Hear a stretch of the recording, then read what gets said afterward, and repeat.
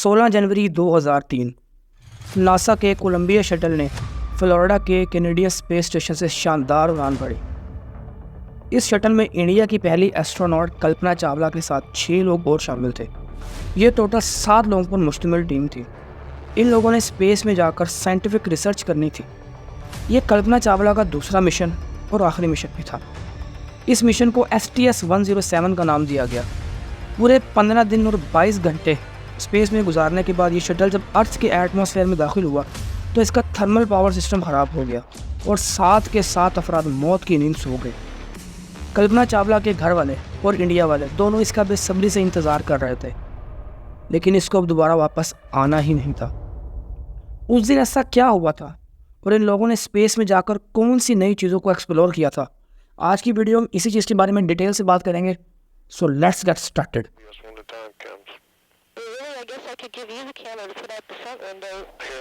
Kalpana Chawla India की पहली female astronaut थी जो स्पेस में गई थी। लेकिन ये सब कल्पना चावला ने अचीव कैसे किया? इस कहानी की शुरुआत होती है 17 मार्च 1962 में, जब हरियाणा के गांव में एक बच्ची पैदा हुई। इस बच्ची को शुरू से ही हवाई जहाज़ों में बहुत ज़्यादा इंटरेस्ट था और इसी वजह से इसने अपनी बैचलर की डिग्री कंप्लीट करने के बाद 1982 में अमेरिका में एस्ट्रोनॉट बनने की नीयत से चली गई।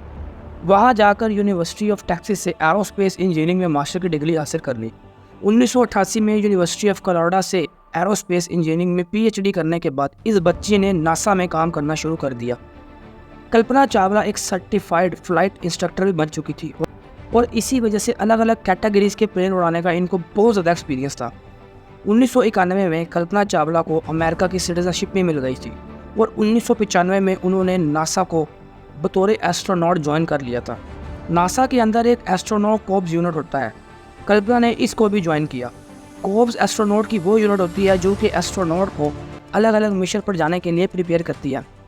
कल्पना चावला इतनी ज़्यादा काबिल थी कि 1996 में ही इन्हें अपने पहले स्पेस मिशन के लिए सिलेक्ट कर लिया गया और फिर यहीं से स्टार्ट हुआ कल्पना चावला का वो सफ़र जो उन्होंने कभी ख्वाब में देखा था।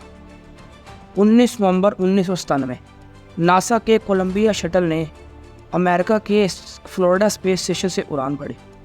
इस शटल में कल्पना के साथ 6 मेंबर सवार थे। इस मिशन को STS-80 का नाम दिया गया। इस मिशन में कोलंबिया शटल ने पूरी दुनिया के 252 चक्कर लगाए और तकरीबन 1,67,00,000 किलोमीटर का फासला तय किया। इस मिशन का मकसद ये था कि यूनाइटेड स्टेट के माइक्रो ग्रेविटी पे लोड पर डिफरेंट किस्म के एक्सपेरिमेंट करना और स्पार्टनर 201 को स्पेस में रिलीज़ करना। स्पार्टनर 201 को स्पेस में रिलीज़ करने की जिम्मेदारी कल्पना चावला की थी।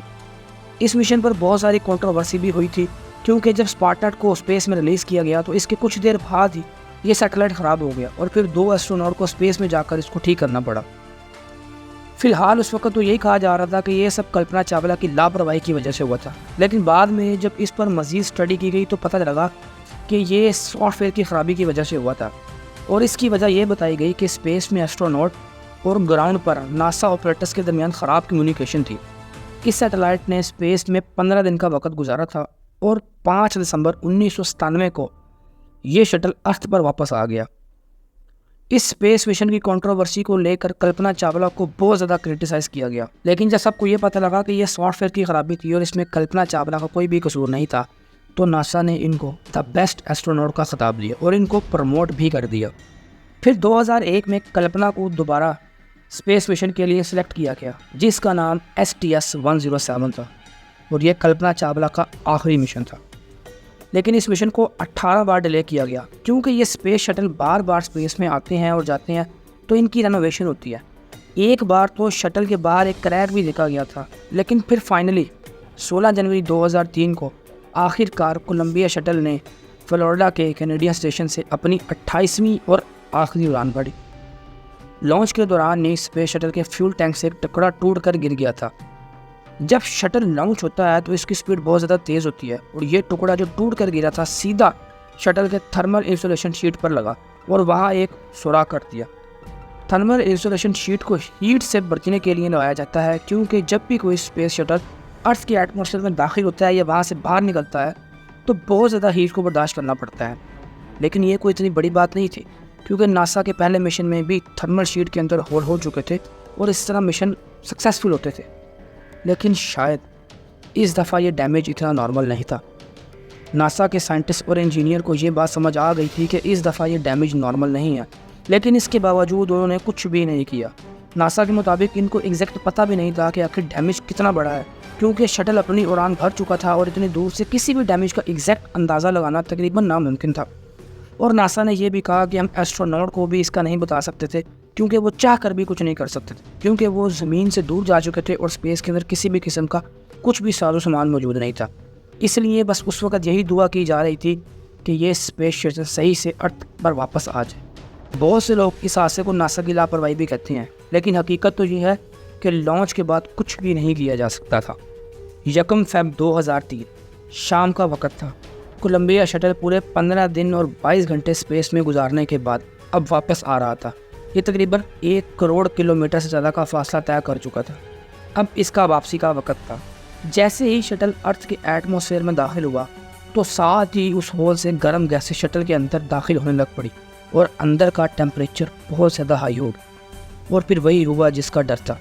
जब अंदर का टेम्परेचर बहुत ज़्यादा हाई हुआ था तो हो सकता है कि वो सातों के सातों लोग उस वक्त तक बेहोश भी हो गए हों और उनको अपने मरने का दर्द भी महसूस ना हुआ हो। स्पेस शटल टूटने लग गया और आहिस्ता आहिस्ता पूरा टूट कर ज़मीन पर नीचे गिरने लगा।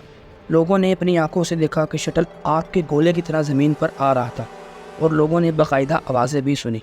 और इस तरह ये अमेरिका के शहर के अंदर पूरा का पूरा शटल गिर कर तबाह हो गया। वो स्पेस शटल जो कि एक नई कहानी लिखने वाला था वो हमेशा के लिए ख़त्म हो गया। और इसके साथ ही वो 7 मेंबर्स भी जो इस मिशन पर गए थे। इन 7 लोगों में शामिल थे Ricky Husband, William McCool, Ilan Ramon, David Brown, Michael Anderson, Laurel Clark और कल्पना चावला। इस हादसे को 1983 के STS-06 के हादसे के बाद ह्यूमन स्पेस स्टेशन का दूसरा बड़ा हादसा कहा जाता है। इन 7 लोगों के नाम पर नासा ने बहुत सारी चीज़ों का नाम रखा ताकि ये लोग हमेशा नासा की यादों में कायम रहे। आई होप सो कि आज की डॉक्यूमेंट्री भी आपको अच्छी लगी होगी। अगर आपको वीडियो अच्छी लगी हो तो आपने लाइक करनी है, चैनल पर न्यू आए तो इसको सब्सक्राइब करना है, और अगर किसी चीज़ की समझ नहीं है या कोई चीज़ मैंने गलत बोल दिया तो कमेंट सेक्शन में मुझे ज़रूर बताइएगा। मिलेंगे अगली वीडियो में, तब तक के लिए अपना बहुत सारा ख्याल रखिएगा। अल्लाह हाफिज़।